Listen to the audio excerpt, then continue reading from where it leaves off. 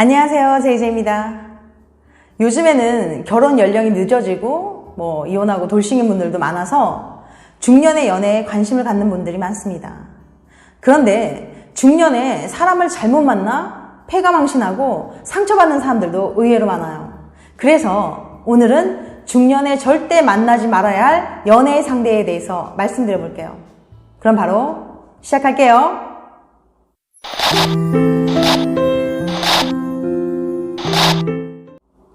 중년에 절대 만나지 말아야 할 연애 상대.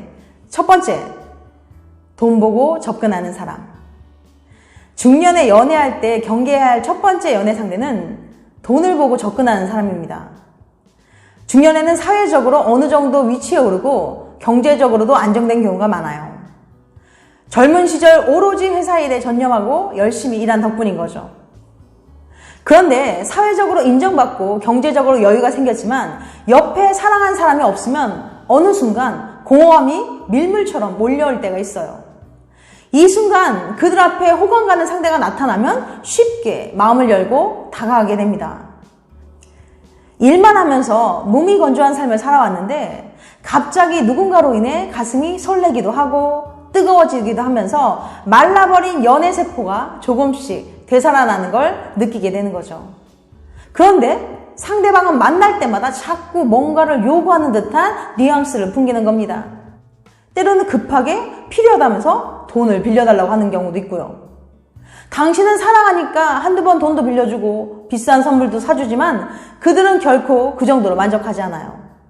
그들은 만남의 대가로 끊임없이 더 많은 것을 요구하기 시작합니다. 연인 간에 사랑을 전제로 하지 않은 만남은 결국 파국을 맞을 수밖에 없어요. 당신을 만나주는 대가로 금전이나 또 다른 뭔가를 요구한다면 그 사람은 당신을 연인이 아니라 스폰서로 생각하고 있는 겁니다. 중년에 사람 하나 잘못 만나면 지금까지 당신이 쌓아올린 경력과 안정적인 삶을 한 번에 무너뜨릴 수도 있으니까 조심하시기 바랍니다.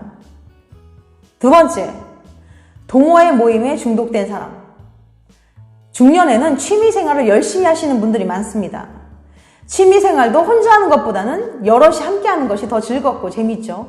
그래서 여러 동호회에 가입해서 다른 사람들과 더불어 취미생활을 함께 하시는 분들이 많아요. 그런데 문제는 취미생활보다는 동호회 모임 자체, 즉 새로운 사람들을 만나는 것 자체를 지나치게 즐기는 사람들이 있다는 거예요. 예를 들면 등산 동호회에 가입해서 사람들과 어울려서 매주 산에 가고 등산 갔다 온 후에는 다 같이 모여서 뒤풀이를 하는 게 정석이죠. 그리고 모든 뒤풀이에는 술이 빠질 수 없고요. 여러 사람들이 모여서 술 마시고 즐거운 대화를 하다 보면은 그 중에서 소위 눈 맞는 커플이 생겨납니다. 모두들 모른 척하지만 공공연한 비밀인 거죠. 동호회 모임에는 미혼이나 돌싱뿐만 아니라 기혼자들도 많이 오는데 상당수의 기혼자들도 비밀스러운 만남을 위해서 동호회 모임에 참석하는 경우가 많습니다. 물론 건전하고 유익한 동호회 모임도 많아요. 하지만 만남을 목적으로 동호회 모임에 참석하는 사람들도 상당히 많다는 겁니다. 배우자가 있는데도 애인이 있는데도 굳이 매주 동호회 모임 뒤풀이에 참석하려고 하는 사람들은 꼭 불륜을 목적으로 한 것이 아니더라도 새로운 사람을 만나는 것에 중독되어 있을 수 있어요. 아무튼 이런 동호회 모임에 중독된 사람들은 새롭고 다양한 사람들을 만날 기회가 많고 술자리 참석할 수 있는 일이 많기 때문에 불륜을 저지를 가능성이 상당히 높은 건 사실이에요. 세 번째, 바람기 있는 사람. 여자든 남자든 바람기 있는 사람은 연애 상대로 만나지 마세요. 바람을 피우는 것도 일종의 습관 같아서 한 번 바람을 피운 사람은 계속 바람을 피울 확률이 높아요. 바람기 있는 사람들은 절제력이 부족해서 자신의 욕망이 이끄는 대로 행동합니다. 그리고 바람을 피우는 게 무슨 능력인 것처럼 주변 사람들에게 은근히 과시하는 사람들도 많이 있어요. 예를 들면 나 이거 명품 가방 보여줘. 나 이거 애인이 사준 거다? 부럽지? 애인이 이번엔 어디 데려가 준대. 이런 식으로 말해요. 바람기 있는 사람들은 외모도 좋고 말도 잘하는 편이라서 사람들에게 호감을 주는 편입니다. 그들은 자신이 어떤 행동을 할 때 상대방이 좋아한다는 것을 너무나도 잘 알고 있어요. 바람피는 사람들은 애인이나 배우자가 있어도 자신의 성적인 욕망 또는 과시욕을 채우기 위해서 서슴지 않고 새로운 사람을 만납니다. 한 사람 한 사람 자신에게 넘어오는 걸 즐기죠. 아무리 매력적인 사람일지라도 바람기 있는 사람과는 연애하지 마세요. 당신의 정신만 피폐해질 겁니다. 네 번째, 분노 조절 장애가 있는 사람. 이런 유형의 사람들은 감정 기복이 매우 큰 편입니다. 평상시엔 상냥하고 다정하고 한없이 좋은 사람 같아 보이지만 상대방의 언행에 뭔가 거슬릴 때는 갑자기 폭력적인 사람으로 변합니다. 이런 사람들은 매우 충동적이라서 왜 그런 행동을 하는지 충분히 설명조차 하기 힘든 경우가 많아요. 조금 전까지만 해도 달콤한 말로 사랑을 속삭이던 사람이 갑자기 소리 지르고 잔인한 말이나 욕설을 서슴지 않고 하면서 당신을 비난하는 거죠. 상대방이 사소한 의견 충돌에도 갑자기 욱해서 화를 내고 자기 분을 이기지 못해서 소리 지르고 폭언을 한다면 얼마나 불안하고 힘들겠어요. 이렇게 언제 돌변할지 모르는 분노 조절 장애가 있는 사람과의 연애는 당신의 정신 건강에 악영향을 미칠 겁니다. 다섯 번째, 독선적인 사람. 사람들은 나이를 먹어갈수록 고집이나 편견이 강해지는 경향이 있어요. 그동안의 경험이나 노하우가 쌓여서 자신만의 인생 철학이 생긴 거죠. 하지만 문제는 자기 생각만 옳다고 주장하는 거예요. 그래서 독선적인 사람들은 상대방이 자신의 의견에 이의를 제기하거나 자신의 생각대로 따라오지 않으면 분노하면서 그 상황을 받아들이지 않으려는 경향이 있어요. 아무리 많은 경험과 지식이 있을지라도 자기 혼자만 옳다고 생각하는 것은 아집에 불과합니다. 연인 사이는 서로 존중해줘야 유지될 수 있는 관계입니다. 상대방의 의견은 깡그리 무시하고 자신만 옳다는 식으로 행동을 한다면 그 관계는 그리 오래가지 못할 겁니다. 여섯 번째, 술자리를 지나치게 좋아하는 사람. 중년에는 사회적인 지위나 관계로 인한 술자리가 자주 생길 수 있어요. 때로는 회식 또는 상사나 연관업체 사장 접대처럼 술자리도 업무의 연장일 때가 있고요. 제가 말하는 술자리는 이런 업무의 연장선에 있는 술자리 말고 친구나 지인, 동호회 모임 등의 개인적인 술자리를 말합니다. 사람들은 술을 마시게 되면 이성이 점점 마비되면서 본능에 충실해지는 경향이 있어요. 그래서 술 먹고 사고 쳤어 라는 말을 종종 듣게 되는 거죠. 물론 술자리를 좋아한다고 꼭 문제를 일으키는 건 아니지만 그럴 가능성이 높다는 건 사실이죠. 또한 술이 좋아 술자리에 가는 것과 술자리 자체를 즐기는 건 차이가 있어요. 술자리 자체를 즐긴다는 건 음주로 인한 감정의 과잉 상태와 분위기를 즐긴다는 것이고 술 기운으로 인해 연인이 아닌 다른 이성과 웃고 떠들면서 묘한 기류를 형성하는 것 자체를 즐긴다고 볼 수 있기 때문입니다. 더구나 술자리에만 가면 연락이 두절되는 사람과의 연애는 당신만 힘들게 만들 겁니다. 일곱 번째, 폭력적인 사람. 남자든 여자든 폭언이나 폭력을 행사하는 사람과는 절대 연애하지 마세요. 처음 한두 번은 실수로 생각하고 용서하고 넘어갈 수도 있겠죠. 하지만 폭력적인 성향은 쉽게 고쳐질 수 있는 것이 아닙니다. 그것이 습관처럼 몸에 배어있기 때문에 그 사람이 정말 잘못했다고 빌었다고 해서 다음에 안 그럴 것이라고 생각하시면 안 돼요. 사람 고쳐 쓰는 거 아니라고 폭력이나 폭언을 일삼는 사람과는 손절하시기 바랍니다. 여덟 번째, 배려심 없는 이기적인 사람.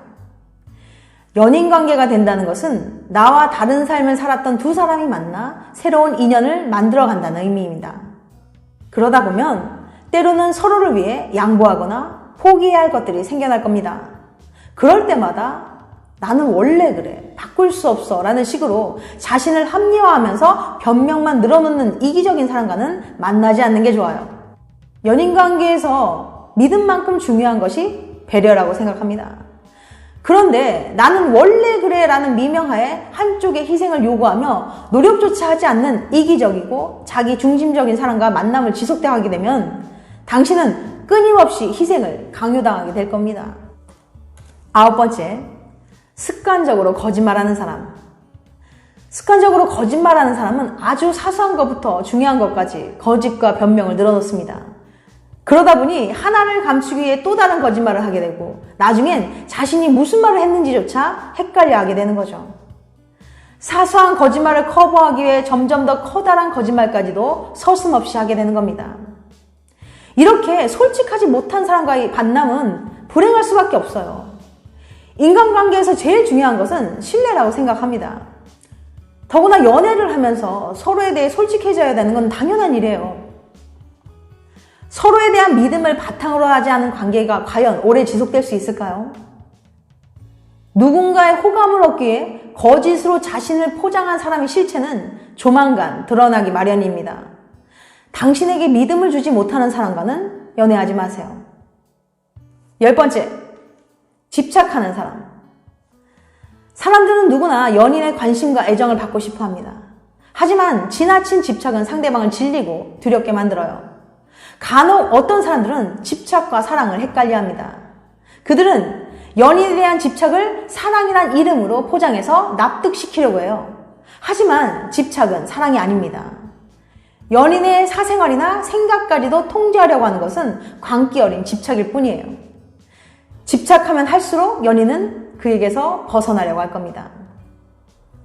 11번째, 술이나 도박에 중독된 사람. 술이나 도박에 중독된 사람들은 그것에서 쉽게 벗어나지 못합니다. 그런 사람들은 전문적인 상담과 치료가 필요해요.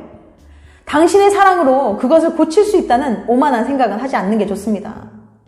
다시는 하지 않겠다고 당신에게 맹세를 했더라도 그들은 기회만 있으면 다시 술 마시고 도박을 할 거예요. 술 먹고 행패 부리고 돈만 생겼다면 도박에 손대는 사람과는 정상적인 삶을 살아가기 어렵습니다. 더구나 그들은 자신이 치료를 필요로 한다는 것을 인지하지 못하는 경우가 많아요. 평생 도박빚에 허덕이고 싶지 않다면 그런 사람과는 손절하세요. 마지막 12번째, 스킨십을 거부하는 사람. 중년의 연애에서 연인과의 성관계는 매우 중요한 부분을 차지합니다. 10대처럼 손만 잡고 연애할 수는 없잖아요. 섹스는 단순히 쾌감이 아닌 친밀감과 상대방과의 교감을 위한 과정입니다. 연인과의 만족스러운 성생활은 활력 있고 건강한 삶을 살아가는 데 도움을 줍니다. 그런데 연인이 스킨십이나 섹스를 거부한다면 상대방은 충격을 받게 될지 몰라요. 남녀 간의 사랑은 정신적인 사랑과 육체적인 사랑이 결합돼야만 온전할 수 있습니다. 섹스는 연인 사이에서 몸으로 표현하는 사랑의 언어입니다. 육체를 무시한 정신적인 사랑, 소위 플라토닉 러브는 친구 사이에서만 가능하다고 봐요. 지금까지 중년에 절대 만나지 말아야 할 연애 상대 12가지 유형에 대해서 말씀드렸어요. 다시 한번 요약해드리면, 첫 번째, 돈 보고 접근하는 사람. 두 번째, 동호회 모임에 중독된 사람. 세 번째, 바람 끼는 사람. 네 번째, 분노 조절 장애가 있는 사람. 다섯 번째, 독선적인 사람. 여섯 번째, 술자리를 지나치게 좋아하는 사람. 일곱 번째, 폭력적인 사람. 여덟 번째, 배려심 없는 이기적인 사람. 아홉 번째, 습관적으로 거짓말하는 사람. 열 번째, 집착하는 사람. 11번째, 술이나 도박에 중독된 사람. 12번째, 스킨십을 거부하는 사람. 이건 어디까지나 저희 주관적인 생각이니까 그냥 참고해서 들어주시기 바랍니다. 다음에는 더 재밌고 유익한 영상으로 찾아뵐게요. 끝까지 시청해주셔서 감사합니다. 다음에 또 봬요. 안녕.